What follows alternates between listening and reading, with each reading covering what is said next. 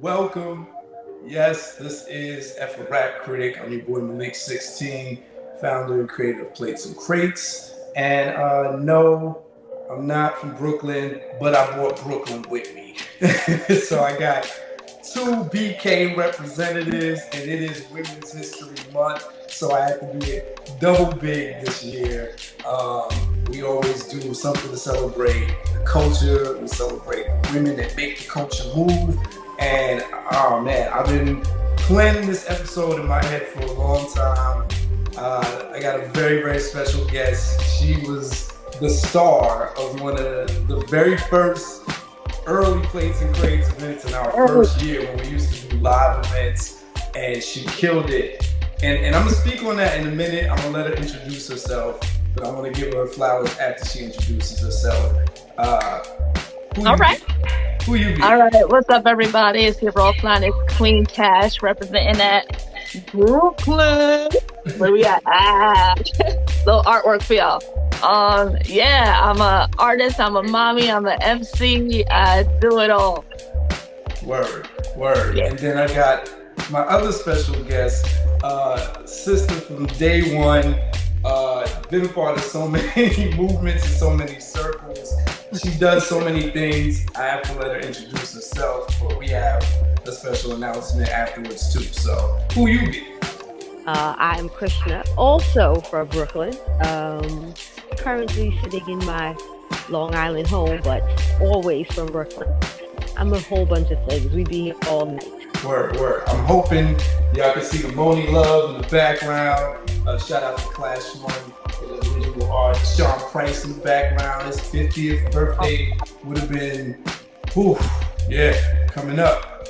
Probably the week that this airs. So shout out to the whole Brooklyn. I got fam in Brooklyn. I'm on West Coast time out here, but it's still all day, every day. We see you, salute. And so I wanna take this moment, because this is something I'll never forget. When I had Cash do the show, it was our biggest show hands down in that first year. That first year was a rough year. Anybody who's ever done events knows how tricky it can get, especially when you don't have that name like that. And Cash and another dope MC named Purple Haze really did it, and it was by special request, because y'all know I love special requests. For our homegirl Tiffany, shout out to Tiffany Jackson, the celebrity writer. She requested Foxy Brown versus Lil Kim and I. And I was like, what a brilliant idea. This is before verses ever existed. And so I expected, these ladies to come through and just do their thing. Not only did they come through and do their thing, they came through dressed the part. When I tell you Cash came in Foxy'd out, faux fur vest, wigs, dresses, they were beefing on stage. They gave a show. But what always resonates in my head is that it's a meme now. I see these memes on social media all the time, and throughout life, I heard it more and more. But as me venturing into event throwing for the first time, Hayes came up to me and was like, "So what we make it?" And I was like, "Oh no, we just trying to get off the ground. We don't even make that much money. It can't really pay us." She's like, "So maybe you should have let us know that." and she broke it down so beautifully. So shout out to you. She was like, "You see this crowd in here?" She said, "I'm not tripping off myself." But she said, "My homegirl here?" She said, "You see half these people here? She bought half of Brooklyn with her. This is her section." He's like, "You at least gotta give her something for her car ride here, for her travel." I didn't even know y'all had that conversation. Wow. Yeah. It was some of the realest set you straight combo that I've had, and I respect it to this day. It really opened my eyes, because I'm really thinking we used to pay our band in drinks and chicken wings. Like we wasn't making no cash off of that year. No cash was being made, and so the notion of paying rappers who want to come up just like us, I was like, oh, well, and that was real spit. And so I just always respect you for being super professional, super humble, and not even having that combo with me and just taking whatever was given that night. But I wish I could have done more. And I Nah, man, it was respect it too. definitely off the strength. You know, I liked what you guys were doing. It was an original concept to me, you know. And, I had rhymed as Foxy before, so it was like a comfortable lane for me. I'm a fan and everything, so I was like, all right, I could do this. Word, So it was a word. good memory for me too. Word, yeah, yo, y'all did it. And it's one of my favorite memories. I think there's still footage of that show floating around YouTube somewhere. I'm probably gonna post a couple clips. I don't know if you have footage from that night, but if you do, Nah, oh no, I'm gonna need to see that if you come across something. what? Okay, yeah, I think I got like 2 clips somewhere on All YouTube. Shout out to Lorraine. She took that footage, but yeah, and one thing I do remember, Cash coming like maybe the week before emailing like, don't you think we should do some songs? Like, oh yeah, there's songs that more people know. And I was like, nah, it's not like that. We only do album by album. And we're like, all right. And so it's only right that I bring you in for this album. We are talking about these big songs that also extended from the career of Foxy, from one Brooklyn spitter, you know, reviewing the classic from another Brooklyn spitter. And then my sis, Krishna here, is just a hip hop head in the truest sense. And I asked her a question before we did this episode about Foxy, to which she replied, what did you say? You said, wait, oh, what was the question? Well, no, he said we're going to be reviewing this album, so you might want to, you know, listen to it again and, you know, get prepared. And I was like, sir, I know her whole catalog. Don't you ever? Right, right. But what's so dope is that Krishna told me she did wind up doing a little research, you know, backtracking, going back, and you know, I had to do the same and put on my 2001 hat. So that's what we are going to do now. We're going to take this album through the rap order, 10 dimensions in category 1, going over the product, the album itself. And the album that we're talking about is Broken Silence by Foxy Brown. This album has now been out for more than 20 years. Yeah. It's her third and final studio album. So that sounds crazy to say that it's Foxy's final studio album. Now, she had a mixtape that came out years afterwards, but it's still considered a mixtape. And so this is one of maybe a couple classics in Foxy's catalog that are debatable. Like whether or not they're classics, so we're gonna put it through the rap ruler and see for ourselves. If you have not already, take a moment to like and subscribe to the channel. Oh, I also want to give life a shout out. Something you did that I followed on the regular. You were doing these hip hop birthdays for me, and it reminded me of Plates and Crates, because you would embody the rappers, like something signature from the rapper. Like if it was Flavor Flav, you'd wear a clock. If it was Right, you know right. what I mean? The I did Brat, that on all 2020, yeah. yeah, for the whole pandemic, it kept a lot of people entertained. I thought that was a dope little niche to carve out, because everybody was trying to find their way. Right, right. Appreciate that. That's the stuff, because you never know who's looking. I'm in here just having fun. Word. So that's good to know. You did one every day, right? You did 365 days? Now I end up doing like 260 something. So yeah, I missed some days in there, but it was still a lot. Yeah, yeah. You would come back, you'd be like off vacation, like, oh, I missed some this week. So you Right. Happy belated birthday. Word. Dope concept. And I believe you also did like a one-woman show last a couple months ago. I did that for my birthday last year. So like a one-woman show inspired by like my life, infused with hip hop and artistry and writing and acting and comedy. It was a hodgepodge of a show, but yeah, it was interesting. I'm like honing that right now so I could take it on the road.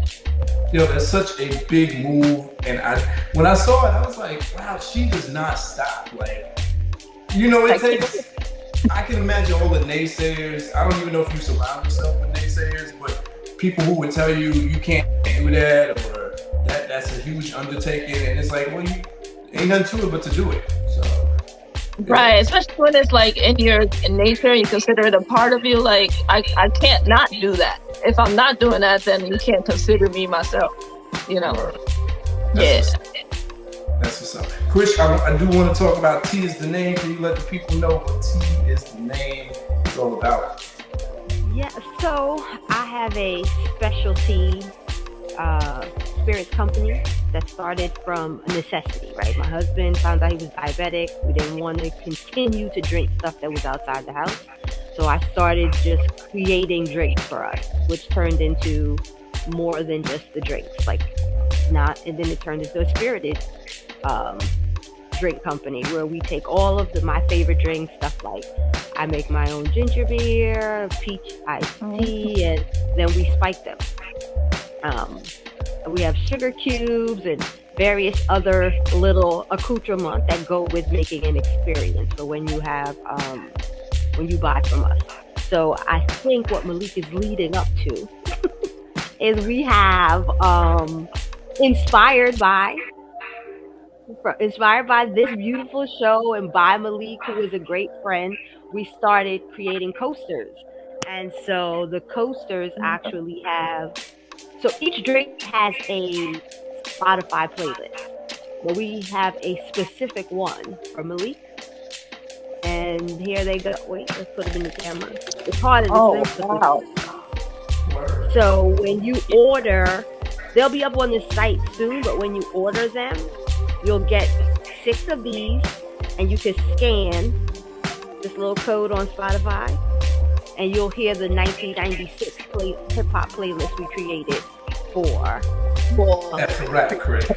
Whoa, that's crazy. That's wild. Wait till you see the boxes, because it's not just a drink that comes in the box. It's a whole package. And so what we're doing here, if you, and that's the glass. Yeah.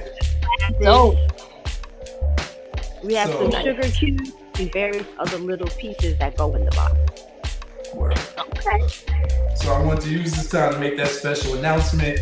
If y'all haven't visited theraproller.com, that's the official site for the show where you can go cast your votes, put your own rankings to the albums that we cover. And when we start getting those monthly averages for what people rank the album of the month, this being one of the albums of the month, whoever's individual vote is closest to that overall average will be our winner for the month, and you will receive one of the prize packages from Tease the Name as our official prize partner. And with that playlist, that dope playlist that Krishna just showed, and it's a huge moment for me. I hope y'all enjoy. I hope y'all participate. Tell a friend to tell a friend. Like and subscribe to the channel. Let's get into it. Category 1, the album, the product itself. The first dimension 1 is the quality of the production. So, who we got doing production on this album, Broken Silence? I heard only because I recognized their sound, and then they said their names, the Neptunes.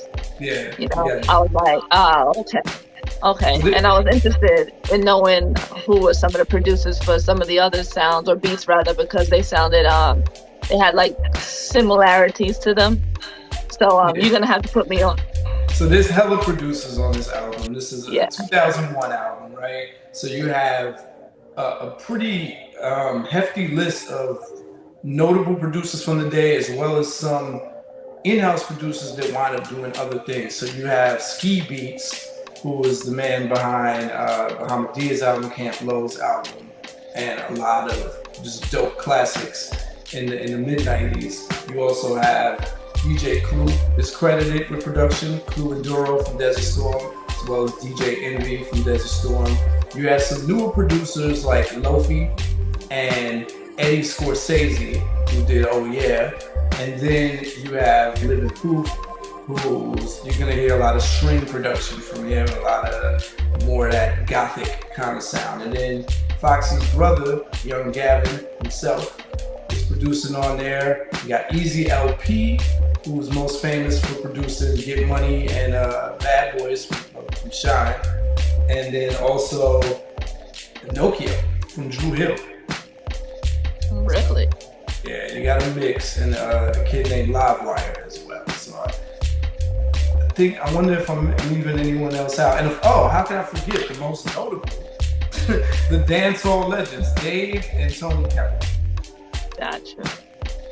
So yeah, you got a who's who of producers on here, and they all provide some signature sounds there. Those producers who were made more than one appearance, they tended to give you like two different sides of their style. So Dave Kelly, for example, he gives you Tables Will Turn, which is like a happy, you know, kind of bouncy beat, but then he gives you Run Them, which is more that darker dancehall, kind of deep cut feel. Ski, same thing. Ski gives you a beat in the beginning, like The Letter, which is the soulful kind of thing, and then later on you get Bout My Paper, which is more experimental with like flute sounds, oboe, whatever woodwind instrument that was. Same thing with Nokia and how did I forget?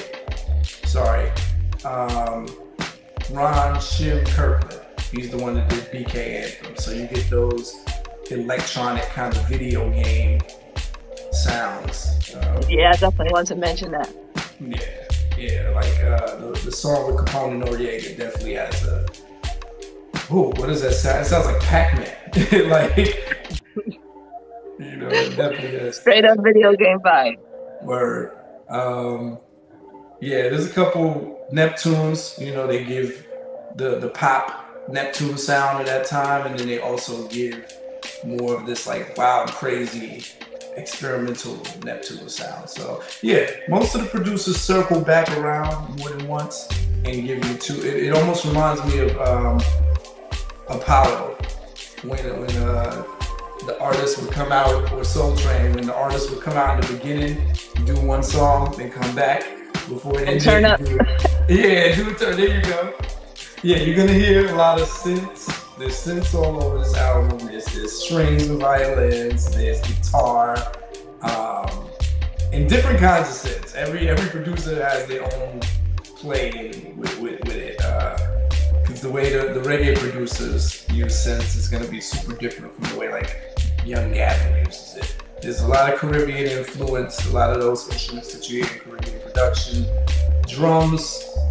But bass makes the biggest appearance all over this album. So if you're into bass lines, lots of bass lines. So, you know, 2001 was the heyday of my end of my dancehall days, right? So I am very much drawn to those songs because, like I said, it was the end of my dancehall days. There was no more like going out and all that kind of stuff for me at that point. And so those songs reminded me of the time when I was in the club. You know, when I thought I was Patra, but I really wasn't. So those were the songs that I was not her. Right, not her. Yeah, it was that kind of thing. So those, I was definitely drawn more towards those songs when it came to production. The video game stuff really makes me crazy, so I didn't really love that song. And I never have. Like, it's not like just listen to it in adult ears. I've never liked it. Like, it's just too wild and too all over the place for me. So, yeah. Okay. Wait. I want to jump in there on what Krishna said about the ear-piercing sounds in some of these songs. Like, I'm like, am I old head now? Because I don't think it bothered me as much when I was listening back then. But, like, some of the synths on some songs, like that BK Anthem, how it was continuous and never dropped out. I was like, oh wow, that's not as easy to listen to anymore. Right. You know, and so I was like, oh, okay, I guess my taste has changed a little bit. Yeah. But that's an essential thing to consider when we talk about classic, because a classic is supposed to still give you a feeling, freshness feeling when you listen to it no matter what time, right? So that's something to consider on a scale from 1 to 5 heartbeats. So from 1 to 5, Cash, what you giving this on production? Even though I just said what I said, I'm drawn to a lot of the Caribbean stuff too, which is then the saving grace for my vote. So I'm gonna go ahead and give it like a 3.5. 3.5. Got you. Yeah. Got you. Are y'all Caribbean, by the way? Y'all got Caribbean roots? Oh. Yes, Trini in the building. Okay. I chose right. I knew who I chose for this episode. Just like Inga. Krishna, what you giving this on a scale from 1 to 5 on production? I think I'm gonna go with 3.5 too. Okay. Just because some of the songs are harder for me to listen to as an adult, as a full-fledged adult. Gotcha. All right, that takes us to mention too the cohesiveness, right? So how well do all these beats go together? So a lot of songs on this album. So if we're talking about the year 2001, this album is almost like a time capsule of all the production styles that were prevalent in 2001. So in the market, there was a lane for those video game kind of sounds, which is why Foxy has like Nori on that song, because those are the kind of beats Nori was rapping on at that time.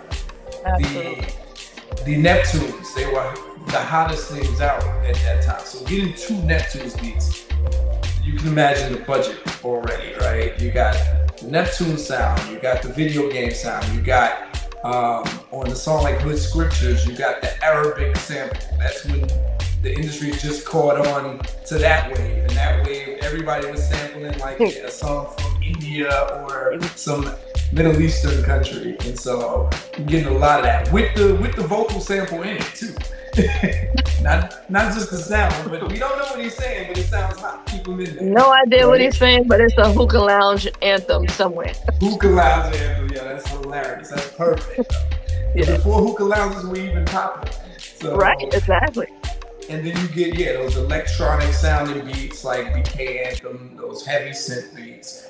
One thing that Foxy did do with this album was ushered in the sound of this hip hop reggae mashing seamlessly. The only other rapper doing it at the time was Sean, and so Foxy was really breaking down doors, because we've heard rap and reggae combined before, like in the 90s, but it was mostly reggae artists coming onto a rap sound, trying to do a rap sound to blend in. So like when Capleton did Tour, he's rapping over, he's doing that over the symphony sample. Or they would always remix it with a hip hop sounding sample. So, have you ever heard that song play so heavy and so clear, right? You're not hearing rappers over dancehall sounding beats. That was new for him. Very good point. But how did these things go together? We talk about sound clash. This was a sound clash. Some of those things don't pair well.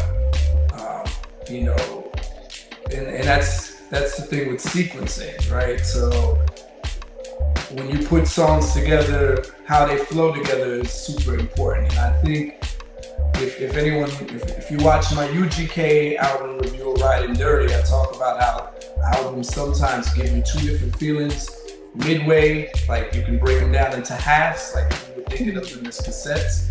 This album sounds like two different Foxys. Like in the beginning, you get this mix. It comes out hard. So if there's 18 songs, the first 9 sounds like she's giving her all. You get the most variety of production, spitting, topic. It's the theme of the album too. Right. And then somewhere after those 9, she just falls into it's like getting songs on there. Yeah, the beats get a little questionable and the rapping gets questionable. It's like, okay, all the energy was in the beginning. Oh yeah, I definitely have notes here about it losing me towards the end, like the last few handful of songs, with the heavy synth sound, or like the Nori joint, or CNN. Shout out to the phone. And like, what was the other one? The I Don't Care joint. I was just like, you didn't care what is that? Yeah, exactly. It was like who? Yeah, I don't know what's going on there. And then even the mystical joint, I was just like, I didn't feel like it belonged. Right. Yeah, like it could have been left off. With us both being rappers, like, the whole point of this channel is to like analyze things from a rapper's mind. So you know what it takes to make a project, and you know how it feels when. I think sometimes we get attached. It's like, I made these songs, I want them all to exist somewhere. But I know. It's the hardest decision you have to make, to be like, what stays, what leaves. Right. What matters, because everything you make is going to have some significance to you, but you have to like judge it by some other standard. Otherwise, everything will make the cut and everything can't. Yeah. You know? And so, like you were saying, towards the end there, after those 9 songs, it was like only a couple of other songs I was checking for. Yeah. Yeah. And I think we could hear it. And I think, you know, I bring this up on the channel often. Sometimes I feel like you can tell what the artist and their team probably felt based on where they play songs.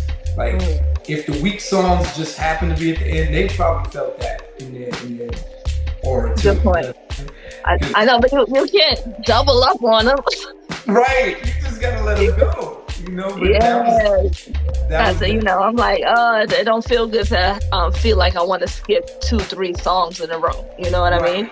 That was also the era of like giving you hella songs on the album, so you feel like you're selling units, or you feel like you're giving the listeners what they wanted. Now, I think, you know, it took the industry a long time to realize that less is more. So cohesiveness, that all affects how well the album sounds together. Like a lot of albums, the songs are dope on their own, but if you talk about a body of work, it's like, man, this album could have cut off on song 10. Like, end it strong, finish it.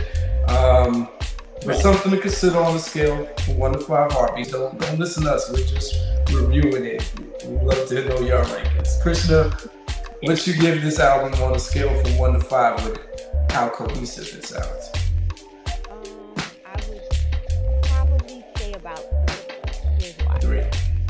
Gotcha. Because, and I say 3 lightly because I know this album is like a confessional. Like, she's gone through all this stuff and it's kind of like she's just giving it all up. But, like, I don't have the bandwidth for 18 songs. Right. So, like, after, I can even say probably legitimately after listening to Candy, I could have just turned it off. But there are a couple of other songs in the back. So if she would have like maybe bought the letter closer to the top and then gave us all the like danceable stuff, the stuff that hit the radio, I might have give her a 4. But the fact that it was all scattered, I was like, first she's up, then she's down, then she's up, I can't do all that. Right.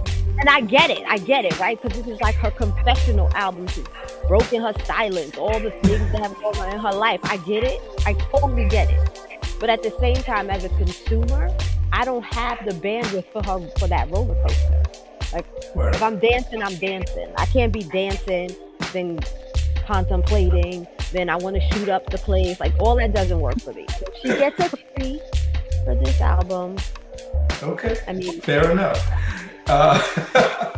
Cash, what you giving this album for cohesiveness on a scale from 1 to 5? You know, I like the album generally, so I feel uncomfortable giving it a 3. But I will give it. I know, but I will give it a 3 for cohesiveness because to me it felt like 3 different albums. So you had the, Inga's letting it all out. She's like letting you know why she's breaking her silence, that deep shit like the letter, and these other songs where she's pouring out her heart and letting us know what she's been through and where she's been. And then that's one album.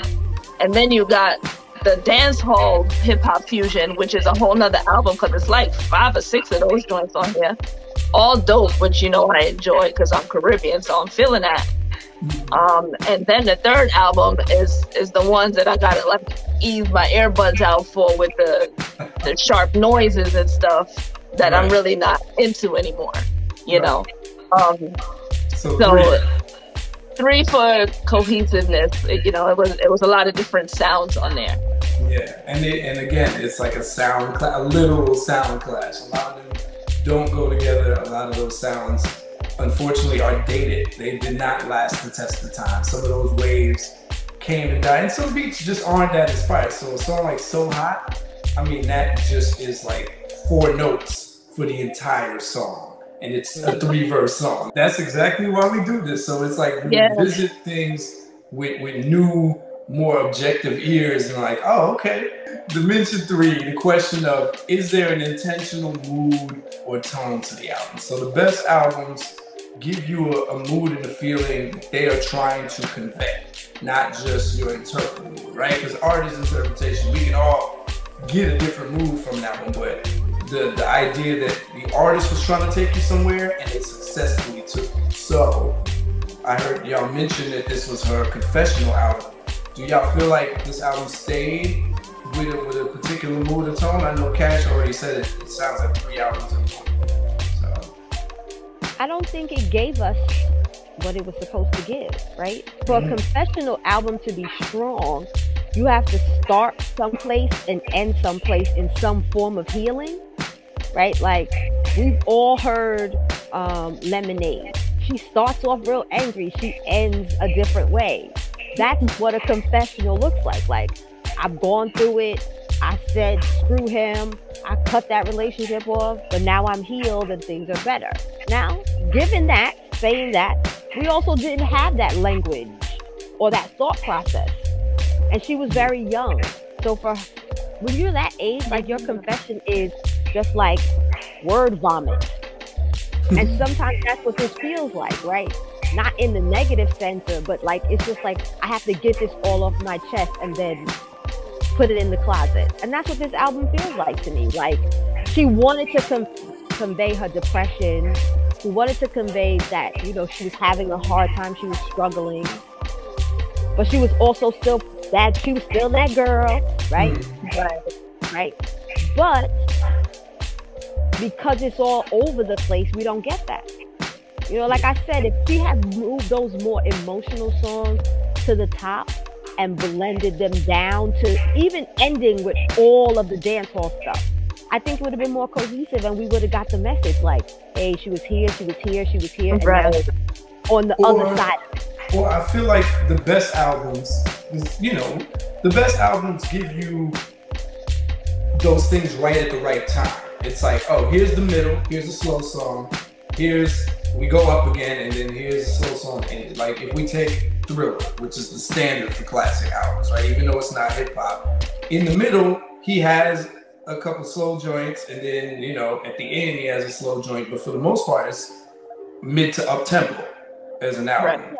And so I'm sure in Foxy's mind, like, if I'm putting my rapper hat on, I'm sure she thinks that in her mind, because the intro, she comes out, you know, and she does the whole Tupac Me Against the World thing. She tries to have like the news clips and things and the news reports, the fake news reports come out, which valid. I would give Foxy that. At this point in hip hop, in 2001, Foxy, after Pac, Foxy and DMX were probably the two most controversial figures in hip hop. This is before 50 came in. So if we're talking some rapper that's always in the news for some BS, then yes, Foxy warranted an intro. If anybody's going to take the Tupac thing and act like they were controversial, Foxy can get away with that. So she comes in saying, this is the album where I'm addressing everything. And the song Broken Silence ends the album. But right, Tupac I think sample. the point Krishna was making is that you lost that with the 7 other songs in the middle that had nothing to do with nothing. She doesn't come back. Yeah, it's like 7 songs in the middle before you get back to, oh yeah, that's what this album was supposed to be about. Huh? So I'm telling you my story.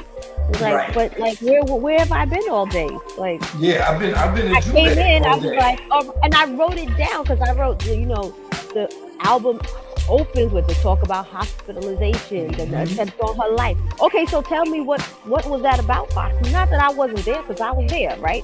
But tell me what that's about. Yeah, and that's what I mean. If we snapshot those first 9 songs, she touches on it, so you could easily just cut and paste that last song right after song number 9, and then you would add a complete sandwich of an album, because she would add the letter, 7:30, Broken Silence, and the intro where she did address her feelings. And in between, you got your party stuff. but she took us all the way to Eastern Parkway all day, and then then back to the hospital. So it's like, wow. What you got to say, Cash? Yeah. Same sentiment. Like the opening of the album, you're like, oh, this is the tone. Yeah, broken silence. You're reminded, like, oh yeah, it's been a minute since we heard from Fox. She went through some things. I'm expecting to hear about those things, and we begin to. And I'm feeling it. I'm like, oh, okay. She rapping. She's cheering. You know, she's opening up. This is a different side, and I'm feeling it. But then it's like, somewhere along the line, she had to remind us of the Fox Boogie Brown, Il Na Na, which I understand, right? Because you have a brand and you can't just completely stray away from it. Like, people don't understand that you grow up or you go through things and it's not exactly the same. But I would have liked to hear more of her in that lane specifically, because I was enjoying it. Right. You know? Yeah. Right. We never want a one-dimensional album from anybody. We don't want all love songs. We don't want all dance songs. Well, I mean, again, I'm using a bad comparison. I'm comparing it to R&B. It's just a good album. I use that because good albums in general have those ingredients of giving you different dimensions of a person. And Foxy does it. I think she just leaves one dimension too long and then tries to come back to it, and it's too late. So, something to consider on a scale from 1 to 5 heartbeats. Krishna, what you giving this for mood and tone on a scale from 1 to 5? Like, I feel like I'm being the hard hip hop person. It is what it is. That's what it's supposed to be. I'm gonna give her 2.5 on mood. Okay. Because she couldn't keep me consistently in a space. Or it wasn't, no, I can't say it that way. It's not that she couldn't keep me consistently in a space, but it didn't flow well from space to space. It wasn't like, it was a very rocky ride. Gotcha. And so, yeah, that's what I'm going to say 2.5. Queen, what you giving this for mood and tone? Mood and tone. Have me feeling type bipolar, you know? First I'm like, I'm feeling pain, sis, you know, tell me about it. Let me know, spill it, you know, let it out. And then it's like, I F all of that, we dancing, we turning up, you know what I'm saying? Like, right. And not that I mind either of those tones, like you're saying, you know, we are multi-dimensional people. And so, yeah. What am I giving it though? I'm a rock with a 3. A 3, okay. Yeah. That takes us to Dimension 4, song distinction versus the repetition of words and sounds. So how redundant and how repetitive are the beats and the lyrics on this album? Do the hooks start sounding the same? Is she doing the same thing on different songs? You're hearing the same words thrown around, you know, the beats sounding the same. Oof. All right, I got something to say about this one. So, yeah, you know, as the MC, you listen to lyrics, you want to hear what people are saying. And, you know, everybody knows that Fox the China doll is the model and brand ambassador for all the brands. And in fact, one of her dopest lines in the song is, you know, where she take you through the 5-letter brands. Yes. I wish I could recite that, but I'm like, that was so hot. You know what I mean? Gucci, Fendi, she's first class, black glass, Paris. I'm like, oh, Foxy, like that was well done. You know what I'm saying? Yeah. But I heard like the same brand so many times in the songs, and I'm just like, But then I also remember seeing on Flatbush Avenue the best placed billboard I ever seen in life of her ads for this album with the Christian Dior belt, you know? And so I'm like, okay, then perhaps that makes sense because, you know, she wearing the brand, she got to speak about it. I don't know what they got going on, but it's like emblazoned in my head. I remember driving down Flatbush and seeing Foxy in this belt. And I'm like, oh, okay, that's pretty hot. Yeah. So, in terms of the lyrics, you know, Foxy to spit. She rhymes. Right. but what she rhymes about sometimes is not stuff that I'm truly interested in. Right. Because That, that's not my life, you know. that's That's not that's my life. another thing that happens again after that nine song. After that song number 9, you start hearing her say the same thing about riding, how she rides. Every song almost, or every other song, she's still like. She even says some crazy line like, "I'm the reason why chicks like them hard." I'm like, "You're the reason?" I'm the shit. Like something like that. I'm like, how many times are you gonna talk about how you take it and Right, how right. and specifically riding? Like she talks about riding a lot. But beat wise, because we hear so many different beats and we got so many different producers, I don't know if I could say that any of the production gets repetitive or redundant. There's not 2 beats on here that sound the same. They're like snowflakes. There's no 2 beats sound alike on this album. So it saves itself by not being redundant sonically, but sometimes those lyrics, I did notice the same thing that Cash noticed with the label dropping, which is something that's never gonna die in hip hop apparently. Right. But Foxy, that was a part of her repertoire. She's not talking about how she takes the D or what brand name she's wearing. Or what else I feel like was her lane that she carved out. Her and our other Brooklyn counterpart was, these other female enemies that she apparently has everywhere. Because in every song it's like, y'all bitches and can't, it's like, how many enemies you got? It's like, it's so much beef. And the crazy thing is the beef was just them, the 2 of them. And some stuff she said wasn't subliminal, right? You knew exactly who she was talking about. But some of it was so general. It's like, is she talking to me? She just talking about bitches, like we all hate her. None of this actually connects with me as an adult, right? And again, it's a 21-year-old mindset. She was a young girl. Yeah. You're not an adult at 21. You're just not. You have an adult. Exactly. People don't realize she had just reached adulthood at that point. Yeah. She came out when she was 17, right? So it's something to consider on a scale from 1 to 5 heartbeats. What do you want to give this, Krishna, for repetition redundancy on a scale from 1 to 5? 5 means it wasn't redundant. 1 means it was super repetitive. Okay, I'm going to go with 3 then. Because there are moments where the redundancy is in specific spaces, right? Sex and image. But that was her whole creation, right? Sex and image is what we knew of Foxy Brown from album 1. No matter how hard she rapped, you always saw the glam and you always saw the teeny tiny clothes. That's the image that was sold. So I would give it a 3 there. All right. Cash, what you give it?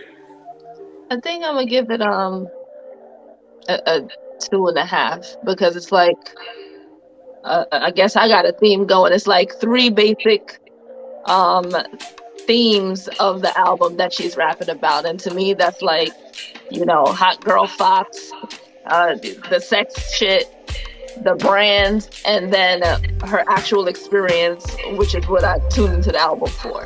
Wow, y'all are harsh, man. I would give it higher than that. Woo, that's what we here for. Who said woo? Dimension 5. I think female hip hop fans and artists are definitely a different kind of critical, right? Because this directly affects us.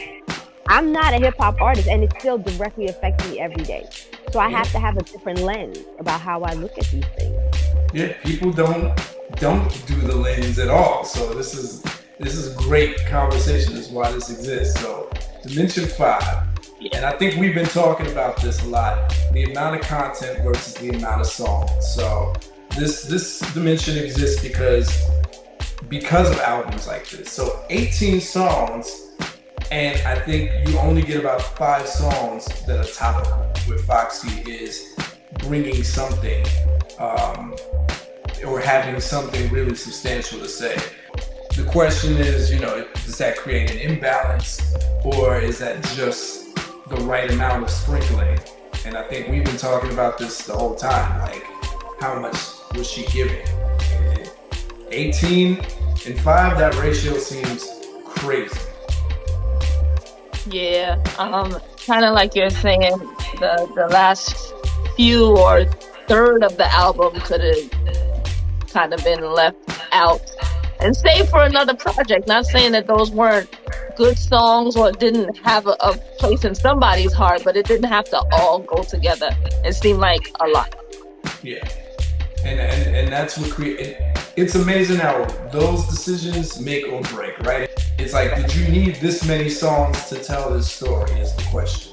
And this is not even the most egregious album. So there's albums that have this many songs and you don't get content until the last song. They then took you through 17 songs of murder, murder, kill, kill. In the last song, they got the choir in the background. They're like, oh, my grandma had to die. You know. I thought that was the formula, actually. My bad. So, content versus the amount of songs on a scale from 1 to 5. What you giving this, Chris? Not a regular 3, 3.5. Okay. Because she has a whole lot of content. Mm-hmm. But it's not all, in my opinion, right? It's not all quality content. Mm. So there's a difference in having a lot of content and having content that's quality. And like you guys have said, maybe some of those other songs resonate with somebody else, and that's cool. Yeah. But does it resonate when you're listening to all this other stuff as you go through it? Like, I can say there are other albums that I can listen to the full album. And here, I'd rather just jump around and listen to the radio hits and then just turn it off. And to me, that doesn't bode well for a classic. Like, I want to hear the whole thing if it's a classic, and I don't want to hear this whole thing ever again.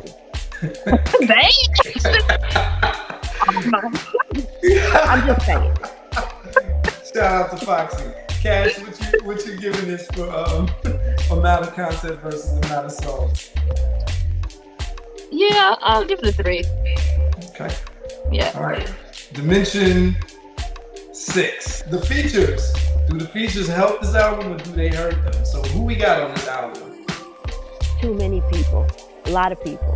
Too many people. Nobody I'm interested in hearing. We got Ronald Isley.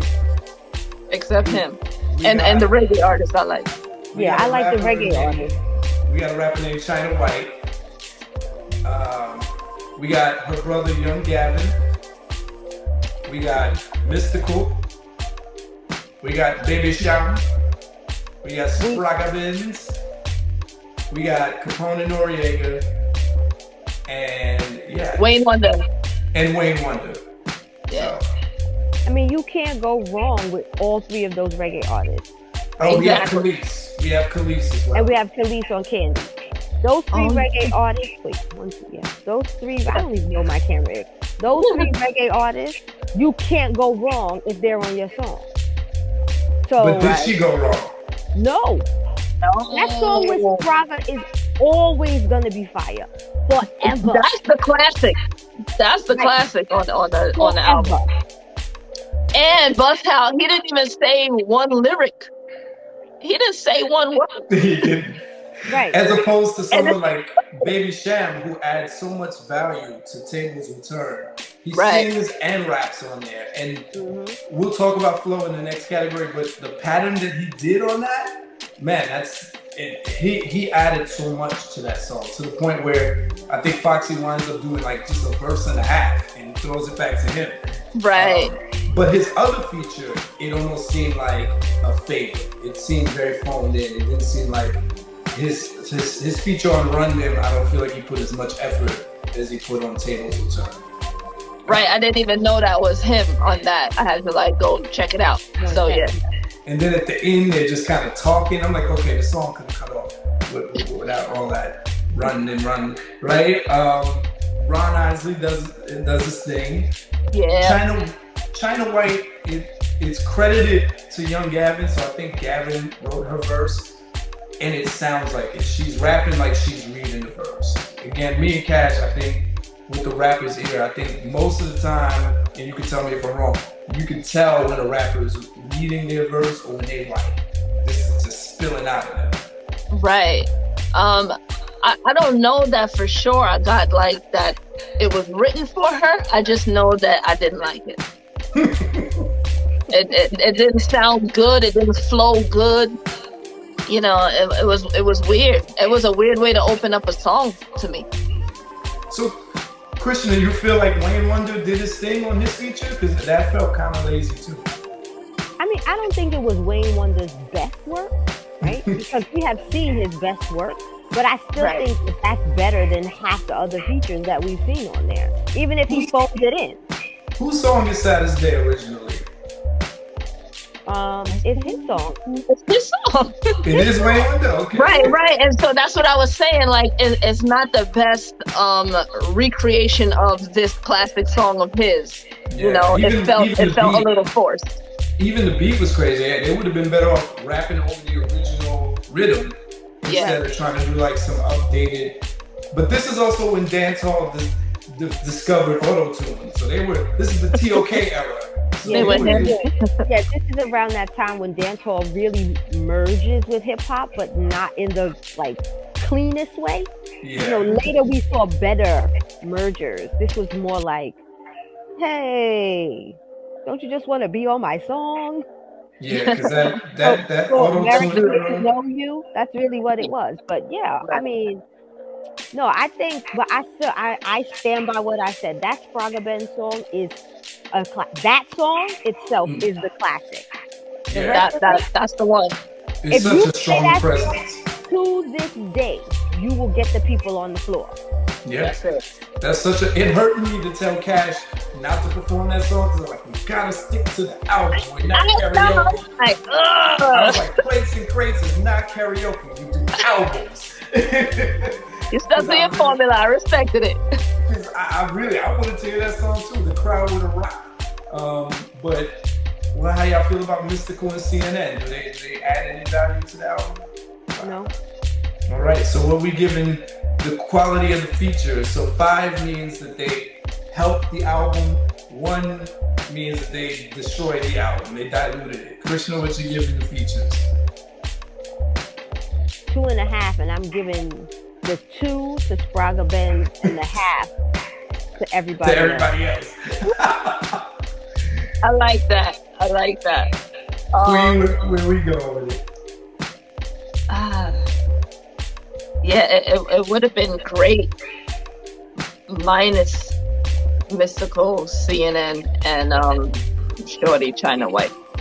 So I'm gonna say 3. Okay, so 3 and a 2.5. Let's keep in mind. I think the features also speak to where Foxy was at this point in her career, because she was not in the best space. So she's coming off the breakup with Corrupt. She's burned that bridge. She's taking subliminals at Diddy. She's taking subliminals at Jay-Z, and she's forever enemies with Kim at this point.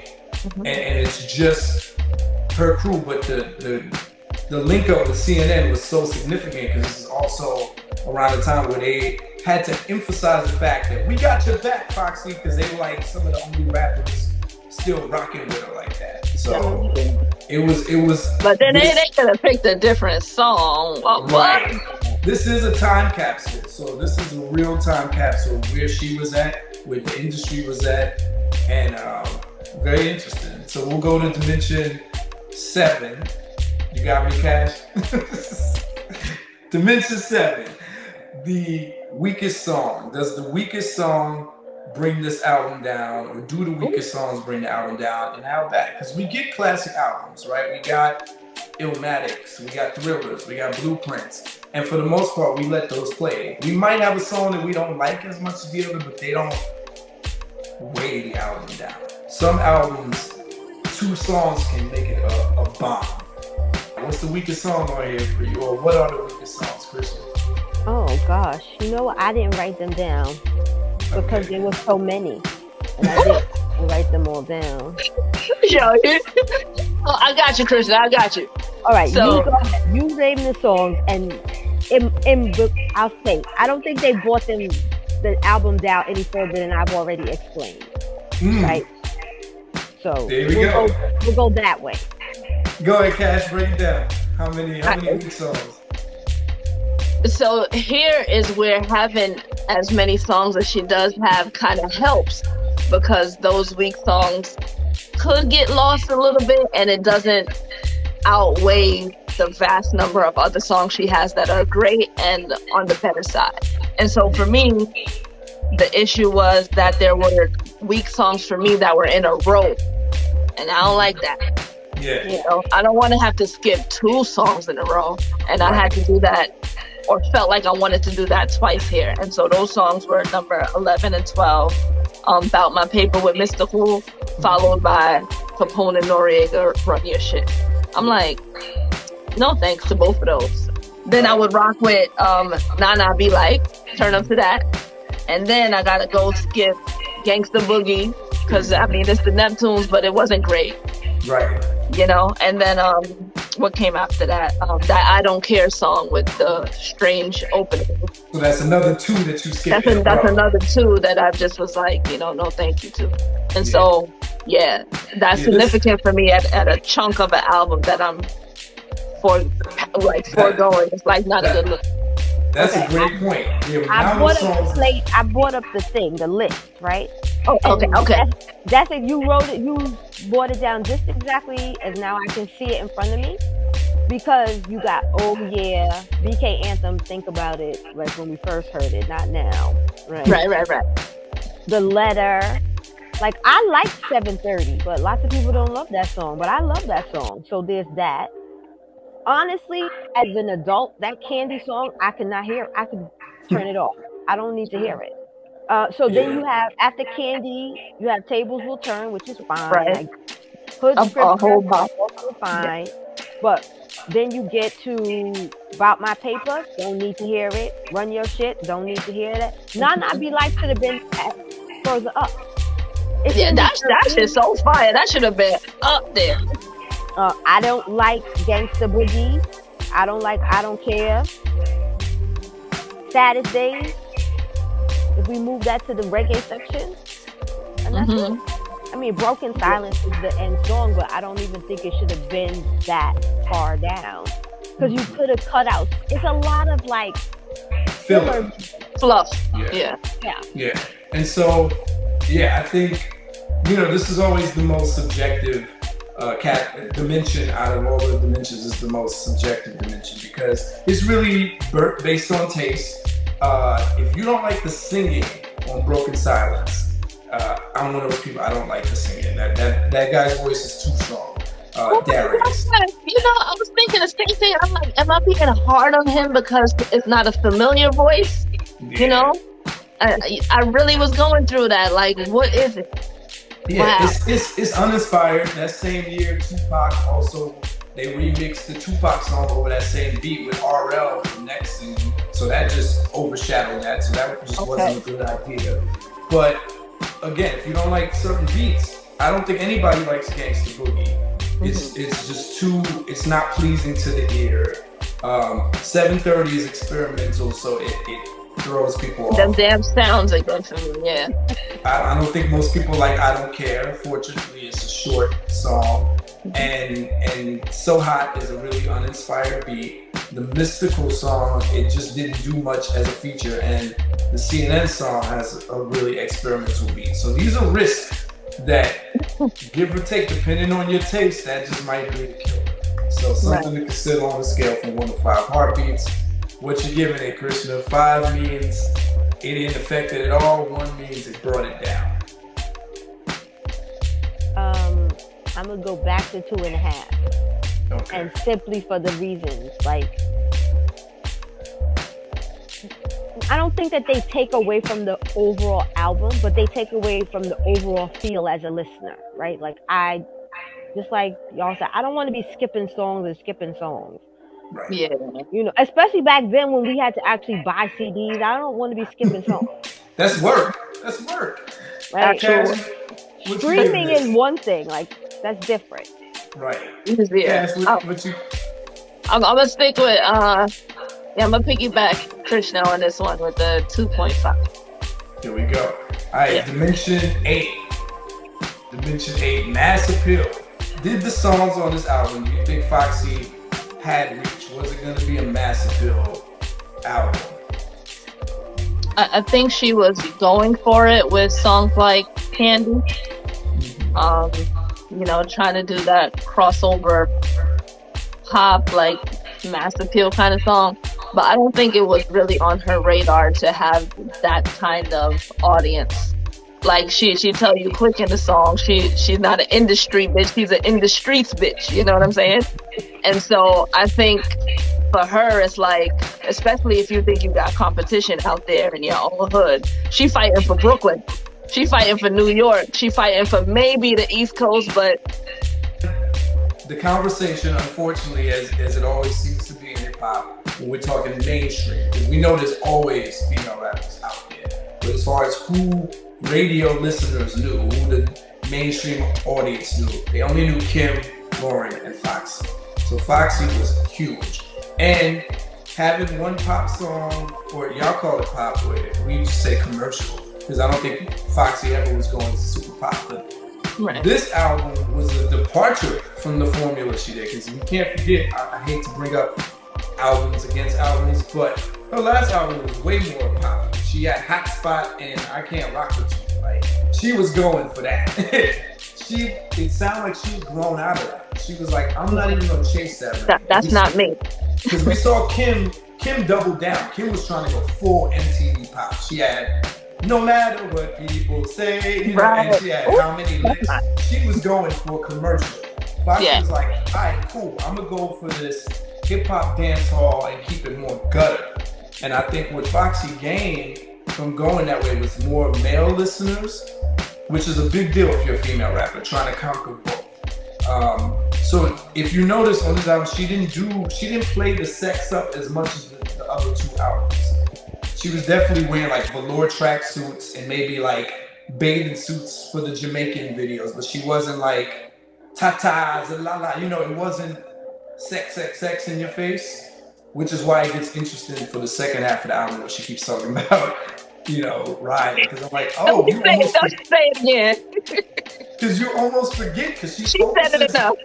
The first half of the album, she focuses on so much on how like dope a rapper she is and how Brooklyn she is. You forget that used to be her whole repertoire, sex. It's not right. It's downplayed a little bit, but I think she stepped into something. She was pioneering a lane.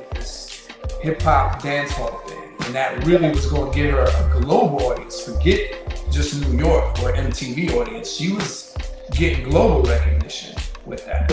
And I thought that was pretty smart and organic, because when most rappers try to switch up for album number 3, it doesn't get accepted. It got accepted. No one questioned what Foxy was doing. It worked. She didn't seem like she was going too far out of her box. Yeah, for sure. I definitely think that.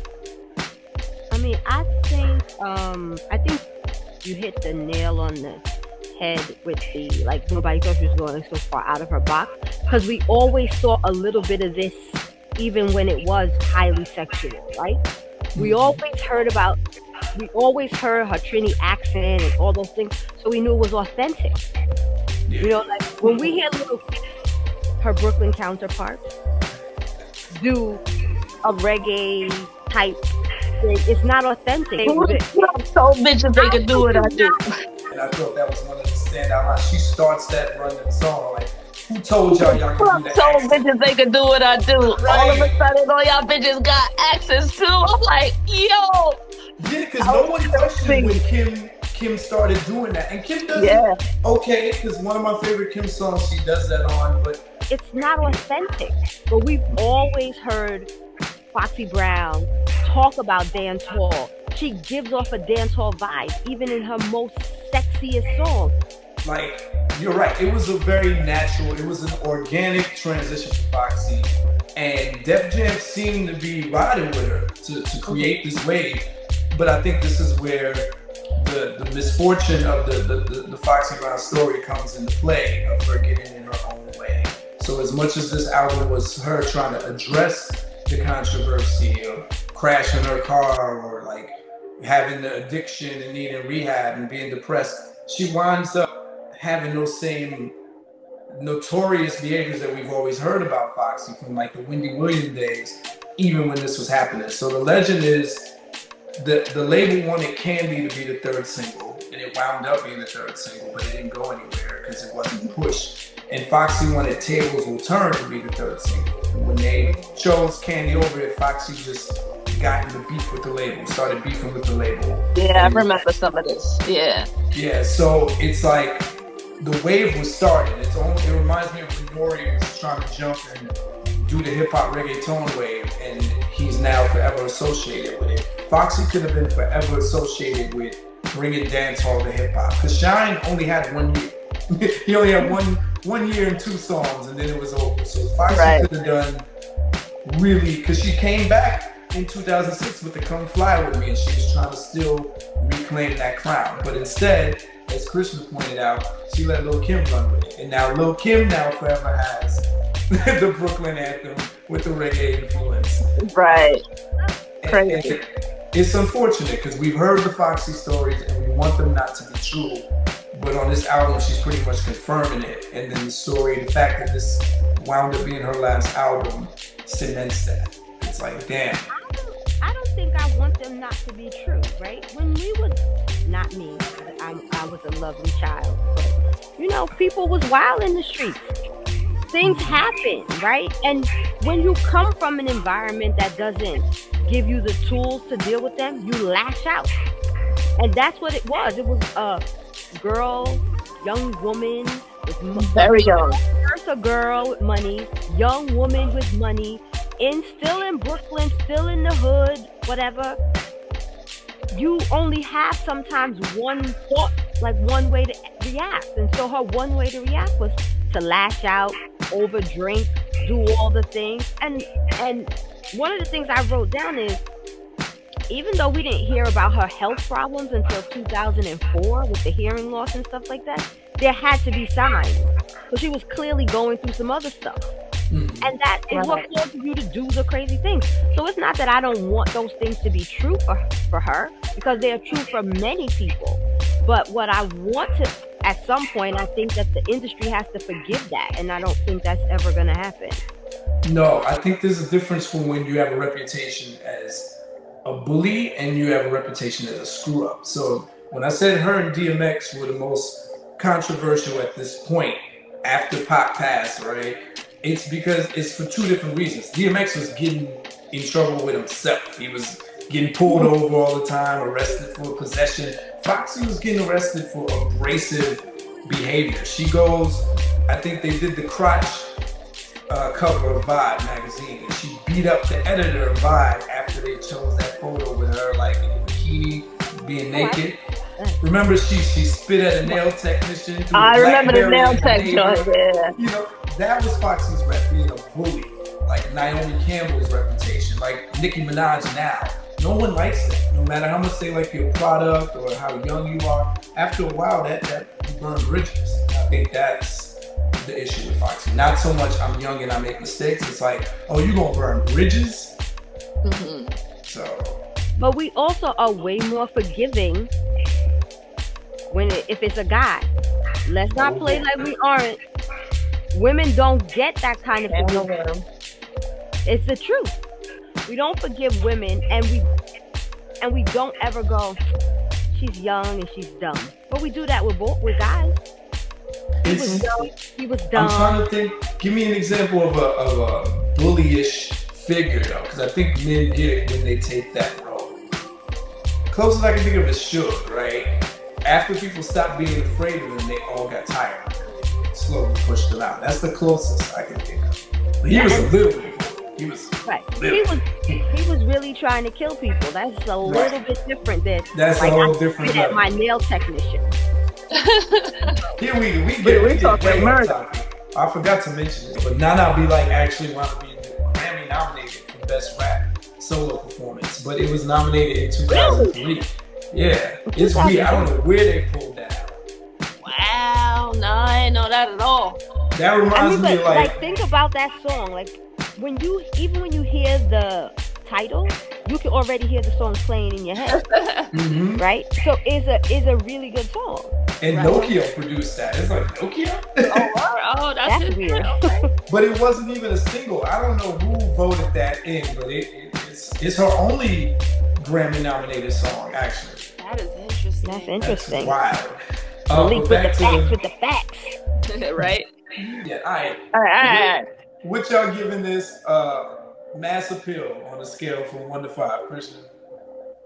I'm gonna be generous here and say 3.5.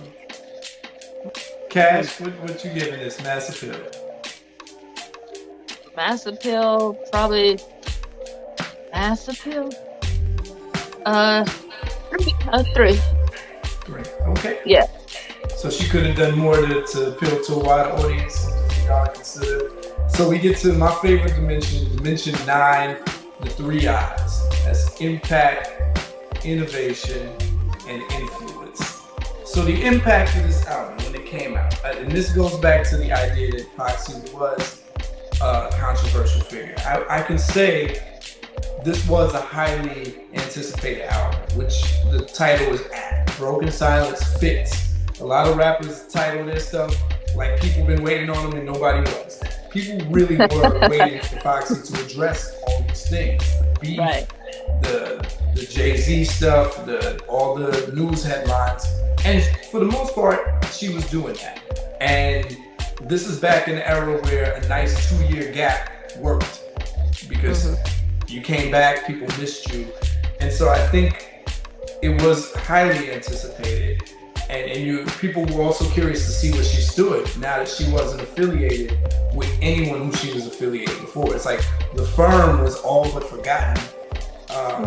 You hadn't seen her with Jay since the whole Give It To Me video, and she was saying she personally felt betrayed because he had Lil' Kim in the Give It To Me video. And yeah, she just wasn't connected with anyone that she was connected with before. So it's like, what's she doing? What's she about? She'd been called out by Corrupt on his song, accused of cheating. And we have Eve, who's into the game now, and Trina. There's new players on the field.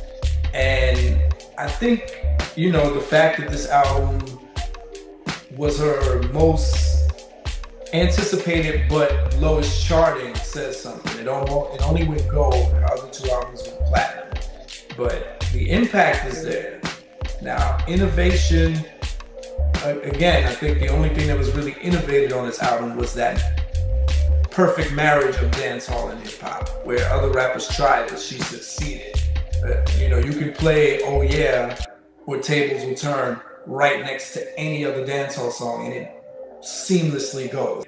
Influence, definitely Nicki Minaj. I've heard Nicki Minaj reference specifically that line, that sequence of lines, that like 4 bars that the Cash had recited where she names nothing but 5-letter words in a row. Like there's no ands, there's no conjunctions. She just that was first so dope. class, flat class, Paris, Prada, Gucci, Dior, Fendi. It's like right. So that's impact, influence, innovation. What y'all got for impact, influence, any of those? It is a disservice when we don't say that Foxy Brown is an impact on hip hop itself. Right? We've watched her in the best and the worst. We've watched her impact the game. Right? Mm-hmm. Yes, I will give her that. Not specifically this album. Right? I think this album has moments of beauty, and then there's a lot of other stuff going on. So that's influence. Impact.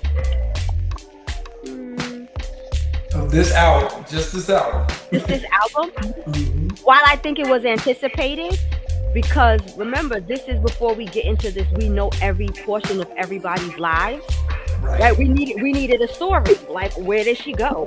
What's going on? What happened? Right. We didn't have a shade room. We had to wait for them to tell us what we wanted to hear. So I think that is, this album could be seen as impactful because if you were of that generation, you were waiting for this story. Yeah. Was it a good story? No, it's kind of like, you know how somebody's telling you a story and after a while you're like, yeah, but it was still the story we were waiting for. And I forgot what the third I was. Innovation. I do believe that the reggae is the innovative part. For reasons that you already stated, but also when you think about dancehall and reggae culture, it is the sets that do the work, right? And you could tell that like a Stone Love could easily push this in, right? And that's what makes it innovative. There aren't any other examples that I would give that are hip hop led. They are often dancehall artists led that may have put a hip hop artist or R&B artist on. Exactly. This is actually hip hop led. Right. That's the example I wanted to use. Like in the 90s, we would have things like Mad Lion. When you think of Take It Easy, that's a hip hop beat. He's doing dancehall on a hip hop beat. Like they felt like they had to assimilate, and this was going the opposite direction. Right. This was hip hop beats with a dancehall feel, and that merged the two cultures. Right. Yeah. And it's a very Brooklyn thing. Very Brooklyn. If you are from Brooklyn, you know that that's the way it is. When you talk about Eastern Parkway and the Labor Day Parade, that's what it is. Yeah, this album was Labor Day and then some other holiday put together. So, Cash, what you say for the 3 eyes? I'm gonna stick with the impact and influence and speak about it from a personal perspective, you know, being like first generation American of Caribbean parents and stuff. You know, I loved hearing Fox like talk her shit in that way on this album with rhythms and stuff that I could relate to and dance in the way that I was accustomed to. You know, I hadn't really heard that before done so well done by a female. Like truly, you know, it let me know that, oh, I could go ahead and do this too.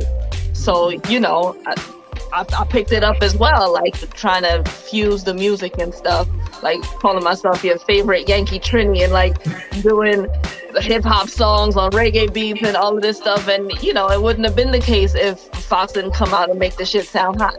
You know what I mean? And so influence is direct.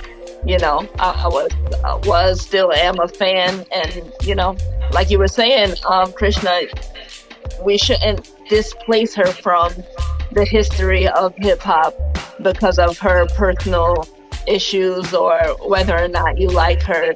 She did a lot. She rapped her ass off and, you know, represented for us for a good while. All right. So what you giving that on a scale from 1 to 5 rock beats for the 3 hours? It's personal to me, so I'm going to give a 4. Okay. Yeah. Krishna, 3 hours? I'm going to give her 4.5. Nice. Like, for me, I think we're very close to a 5. Like, remember, very close. Because she changed the way we look at hip hop. And she was representing for dark-skinned women, which was not a thing back then. This might be the first album where you hear her comfortable with it. I think on Black China, she was trying to be comfortable. And on the first album, there were more words from other people. And, you know, it felt organic when she would mention her skin tone. Yeah. Yeah. Right. That was a big deal. What she represents to the game, it's big. And she was Trini, bringing a very Jamaican-dominated sound to the forefront. And she even mentioned that. She's like, I'm the only Trini that can spit Yardie. Right. That's a huge deal. That's why a lot. Right. And that speaks to also, you know, Nicki referencing Foxy as an influence, being the Trinidadian rapping predecessor, you know, or foremother. All right, we jump into the final dimension 10, the overall timelessness and uniqueness of this album. So without the nostalgia and the personal connection to the album, if we're just listening to this as a body of work, does it stand the test of time and does it stand out from other albums that came out in that era? I'm gonna say yes. For the simple fact that those fusion joints just bump. Yeah. You know, you can really throw on a couple of those and you're gonna be alright in the club. Everybody might not even recognize it because at this point it's 20-something years old, but they still gonna be like, oh, that's hot, you know. And for that reason, I'm like, yeah. Y'all mentioned "Oh Yeah" being the classic on this album, and I think that's true. It resonates. We talk on this channel a lot about the cheat code, right? So a lot of rappers sample old 70s soul samples, and so it gives their song like a 50% chance of being dope because you got the familiarity of the other song. Across generations. Yeah, they know what they're doing. Across generations, they like, I'm gonna appeal to y'all, and y'all. Right. Now, she does that with "Oh Yeah" because "Oh Yeah" blends like two classic, like original dancehall, not like 90s era dancehall, like original back in the day dancehall tunes. Anybody that's watched the Small Act series on Amazon during the pandemic, they played the original song that "Oh Yeah" comes from, and that was genius. And then that chant has been done a zillion times. It works because it's undeniable. So you have songs like that, but as y'all have pointed out, for every song like that, you get a cringy song that's like, oh, this was 2001, like Run Yo Ish or Gangsta Boogie or I Don't Care. Those beats just sound outdated right now. And BK Anthem even though BK Anthem was a big follow-up for her, that song was as popular as "Oh Yeah" after the year it came out. It almost seemed like, damn, she hitting us back to back with bangers. And then it fizzled out. But when y'all listen, from what y'all saying, it almost sounds like 50-50. Like half of the album is timeless and the other half is dated. Yeah. Pretty much. Yeah. It doesn't age well because of some of the content. And obviously some of the beats, but some of the lyrical content doesn't age well because we've all grown up so much. So, scale from 1 to 5, Krishna, what you giving us for uniqueness and timelessness? I'm gonna give it a 4. Flat 4. Flat 4. All right, Kash.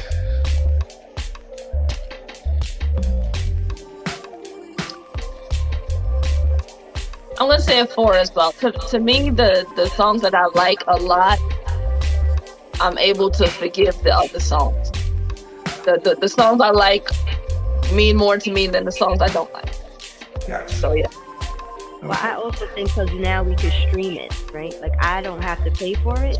I could just go boop, boop, boop. You can make your own version of it, right? Right. We can skip out the songs we didn't want.